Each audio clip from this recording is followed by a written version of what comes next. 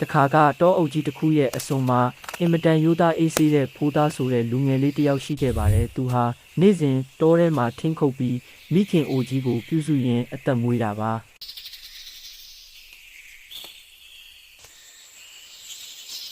တနေ့မှာဖိုးသားဟာထင်းခုတ်ရင်နွယ်ပင်တွေကြားမှာညှိပြီးအတောင်ပံလေးထိခိုက်နေတဲ့ရွှေရောင်လိပ်ပြလေးတစ်ကောင်ကိုတွေးလိုက်ရတဲ့ဖိုးသားဟာလိပ်ပြလေးကိုတနာသွားပြီးဂယုတစိုက်နဲ့နွယ်ပင်တွေကိုဖယ်ပေးကသူ့ရဲ့ထမင်းထုတ်ထဲကရေလေးတိုက်ဆေးကူပေးခဲ့ပါတယ်။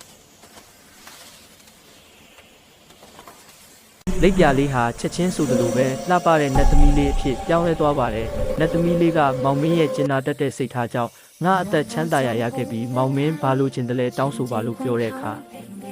ဖိုးသားကကျွန်တော်ဘာမှမလိုချင်ပါဘူးတောတောင်တွေစိမ့်လန်းပြီးတတဝလေးတွေဘေးကင်းဖို့ပဲလိုချင်ပါတယ်လို့ပြန်ပြောခဲ့တယ်။